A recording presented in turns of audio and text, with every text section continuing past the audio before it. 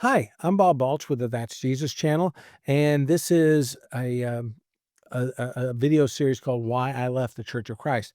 This is the last in a four-part series that is about women being silent in church.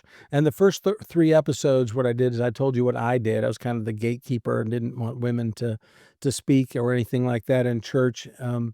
And the second episode, I showed you what authority actually is. And in the third episode, I showed you what Paul actually said. Today, I'm going to show you what the church actually practiced in the centuries closest to the apostles.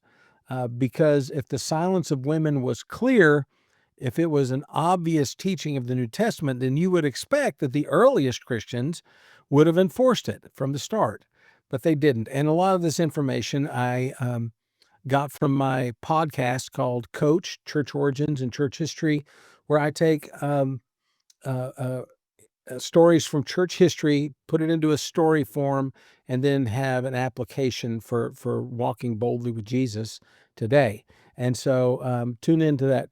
It's on all podcast platforms. It's called Coach, COACH, Church Origins, Church History. Shameless plug. Sorry. Have a great day with listening to those videos. It will really enrich you, I think. So, same reminder that I always do in all of these episodes. I am addressing the old school churches of Christ tradition that I lived in for 4 decades. This episode is not an argument that women should serve as elders. I made my position on that clear in the last video, part 3. What this episode shows is that the early church included women in service far beyond what most people in old school churches of Christ have been told. So my evidence for that is we're going to go to a letter from Pliny the Younger. This is roughly from about 112 AD, give or take maybe 2 or 3 years, but 112 is a pretty good year. The Apostle John has been dead for less than 2 decades. A Roman governor named Pliny the Younger is stationed in Bithynia, northern Turkey, and Christians are everywhere. And the pagan temples are emptying, so Pliny writes a letter to the emperor because he doesn't want those pagan temples emptying, right? That's part of the Roman culture, the part of the Roman system of the day. So he writes a letter to the Emperor Trajan describing what he's learned about this group of people called Christians. And in that letter, Pliny says that he needed to get to the truth. And so in Roman society back then, if you wanted to make sure that you got to the truth, you didn't just interview people, you tortured them to get the information. And so what he does is he gets two women that he calls them by a specific title. He uses the Latin word for deacons. So these two women are recognized in an office in their church, and they were the ones that Pliny interrogated to learn how Christians worship. He tortured them, but I'm sure they would have told him, but you have to torture people in the Roman system back then.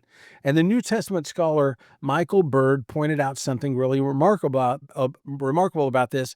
The only church office holders that Pliny ever mentions by any title in all of his description are these two women, where he calls them deacons. Now, this is not a liberal reading of history. This is a pagan Roman governor writing to his emperor. This is not religious um, writings at all.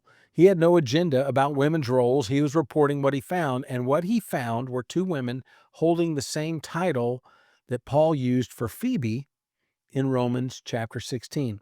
So Pliny's letter is not isolated, though. Clement of Alexandria is writing about 200 AD. He describes women serving as co-workers in ministry, particularly in the instruction of other women. His reasoning was practical. There were households of male ministers that the male ministers, they could not enter those households without suspicion. So women carried the teaching into those spaces, and they were doing the work. Um, there's a church order from around 230 called the Didascalia, It's one of the earliest rule books for how churches operated, and it's about 230 AD, give or take a couple of years. And it describes deaconesses, that's female deacons, being appointed for ministry among women, including anointing at baptism and ongoing instruction, formal, recognized roles for women.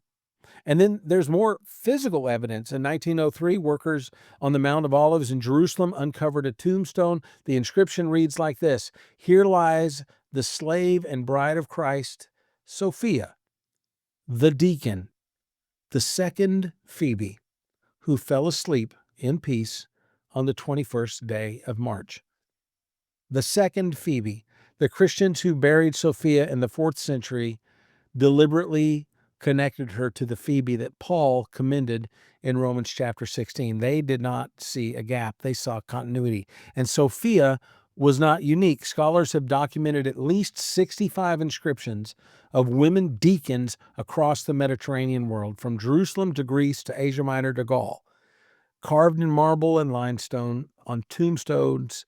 And it's a beautiful thing, right? This is not a fringe practice. It stretched from modern-day France to modern-day Syria. So the Council of Laodicea in 363 AD issued Canon 11. Here's what that canon said, 363. Female presidents are not to be appointed in the church. Now, the exact meaning of that is debated.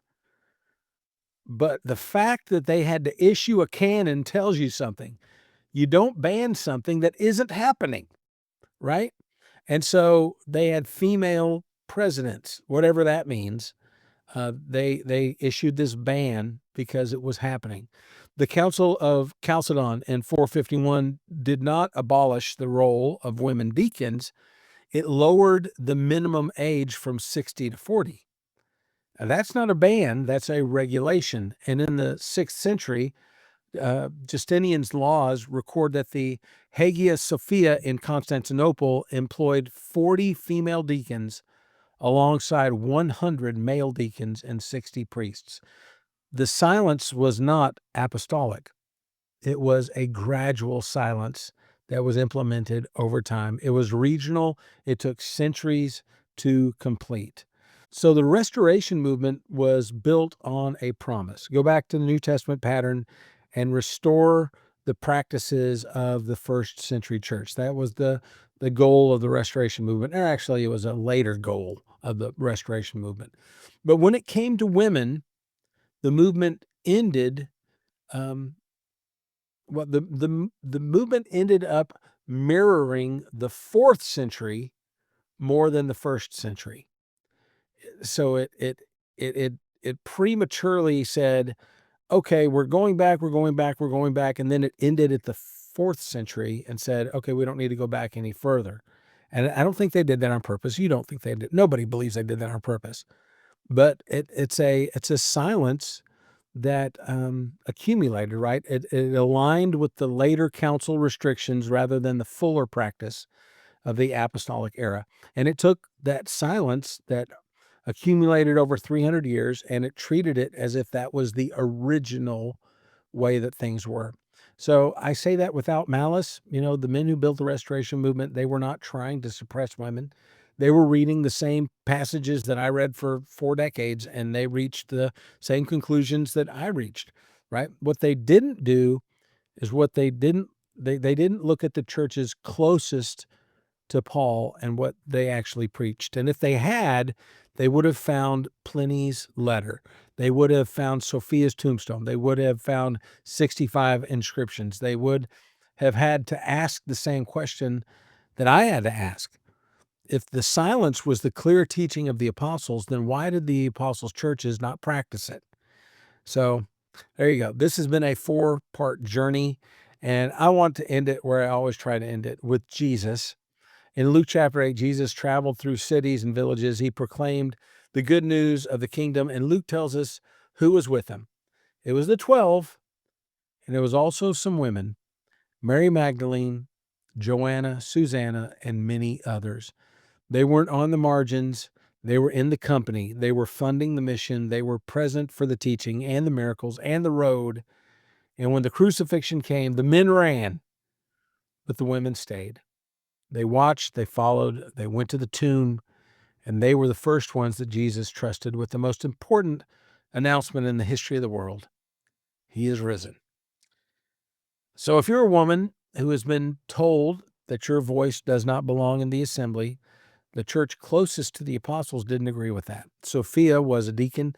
Pliny's 2 women held a recognized office. 65 inscriptions across the ancient world honored women who served.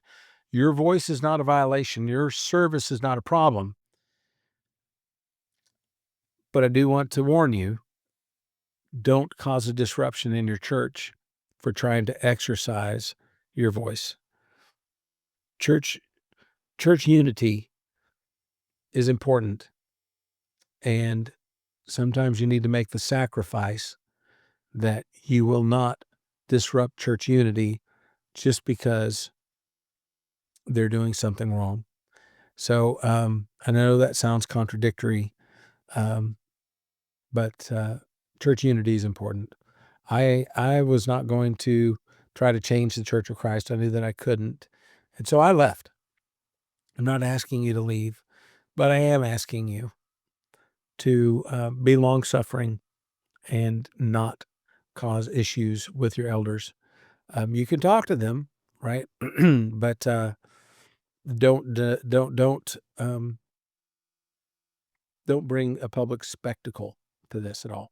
So if you're a man and you held the gate the way that I held the gate, with sincerity, believing that you are honoring God, I'm asking you to do what I had to do. Go look at the evidence, not the traditions that we inherited. Go look at the evidence. The chair still belongs to the elders, but the body belongs to everyone that Jesus bought with his blood. And for 300 years, the church knew that. So thanks a lot for listening. 4 episodes. I hope you have a great day, folks. I'm Bob Baulch with the That's Jesus channel. Be blessed.